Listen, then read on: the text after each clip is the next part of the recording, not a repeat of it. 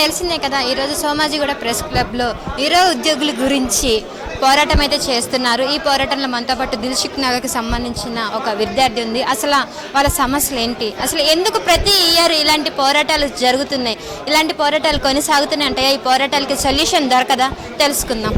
నమస్కారం. నమస్కారం. So last year కూడా చాలా గట్టిగా పోరాటం చేశారు ఇందిరా పార్క్లో, బట్ సొల్యూషన్ రాలేదు. మళ్ళీ నెక్స్ట్ ఇయర్ కూడా వచ్చేసింది. సో ఇలాంటి పోరాటాలు కొనసాగుతూనే ఉంటాయా? నెక్స్ట్ ఇయర్ ఏంటి, ఇంకా నెక్స్ట్ ఇయర్ కొనసాగుతూనే ఉంటుంది. ఎందుకంటే ఎలక్షన్ 5 years అయిపోయే వరకు ఇది జరుగుతూనే ఉంటుంది. కానీ మా వంతు ప్రయత్నం మాత్రం మేము చేస్తూనే ఉంటాము. అంటే లాస్ట్ ఇయర్ మీరు చేసిన నిరాశనలో సమ్ వర్డ్స్ యూజ్ చేశారు. సో ఈ గవర్నమెంట్ వద్దు, మాకు ప్రతి ఎమ్మెల్యేకి కబడ్దార్, మీకు జాగ్రత్త ఇప్పుడు కూడా చెప్తున్నాను, వద్దు మాకు గవర్నమెంట్ పార్టీ మనకు అనవసరము. పార్టీ ముఖ్యం కాదు, క్యాండిడేట్ ముఖ్యము. ఎప్పుడైనా ఒక మనిషిని చూసి ఎన్నుకుంటాము, వీళ్ళు ఫలానా వ్యక్తి మనల్ని బాగా చూసుకుంటాడు అని. కానీ ఎక్కడ మాకు ఏం లేదు, అసలు ఏం చూసుకోవట్లేదు.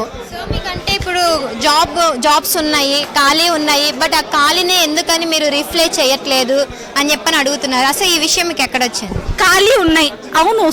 ఎన్ని స్కూల్స్లో వెళ్ళి తిరిగి చూశాను, ఖాళీ ఉన్నాయి కానీ దాన్ని భర్తీ చేయట్లేదు. ఎందుకంటే మళ్ళీ ఒకవేళ భర్తీ చేస్తే వాళ్ళకి మనీ ఇవ్వాలి కదా, శాలరీ పర్పస్. సో వాళ్ళు ఏం చేస్తున్నారు, ఆ సార్ని ఇంకొక సబ్జెక్ట్ చెప్పిస్తున్నారు, అలా చేస్తున్నారు.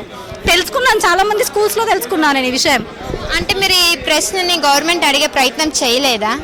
గవర్నమెంట్ అడిగే ప్రయత్నం చేస్తే మేము ఇక్కడి వరకు ఎందుకు వస్తాము? ఎక్కడ ఉండైనా చదువుకోవాలనుకుంటే ఇక్కడి వరకు వస్తున్నామంటే ఏదో మంచి జరుగుతుందనే విషయంతోనే వస్తున్నాము. అంటే మీ పోరాటాలు ఇలా కొనసాగుతూనే ఉంటున్నాయి కానీ మీకు మాత్రం సొల్యూషన్ అనేది దొరకట్లేదు. అంటే ఎన్ని రోజులు ఇలాగ దొరకదు మేడం, దొరకదు. ఎప్పుడు దొరుకుతుందో కూడా చెప్పా కదా, ఎలక్షన్ టైంలో ఒక 3 months ఉందనగా అన్ని పోరాటాలు బయటికి వస్తాయి. పిల్లలకు ఏం కావాలన్నా చేస్తారు. అప్పుడు గవర్నమెంట్ ఎట్లాంటిదైనా చేస్తారు.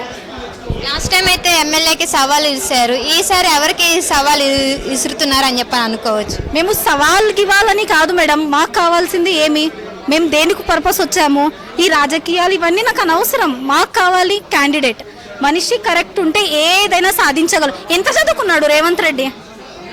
మీరు చెప్పండి మేడం, రేవంత్ రెడ్డి ఎంత చదువుకున్నారు? సో వాళ్ళకేం తెలుసు చదువు గురించి? రాజకీయాలు అంటే నేను పోతా రాజకీయంలో, కానీ ఏం చేయాలి? మాకు కావాలి జాబ్ క్యాలెండర్, డిఎస్సి. ఎప్పుడు ప్రతి సంవత్సరం సమ్ జాబ్ క్యాలెండర్స్ రిలీజ్ చేయడం ఎవ్రీ గవర్నమెంట్ ఉండే రూల్, బట్ ఎందుకని గవర్నమెంట్ చేయలేకపోతుంది అనుకుంటున్నారు? చేయదు, వీళ్ళకేమో అవసరం. పిల్లల గురించి ఆలోచించే వాళ్ళు ఉంటే ఎప్పుడూ చేసేవాళ్ళు. చెయ్యరు, ఏమి చెయ్యరు వాళ్ళు.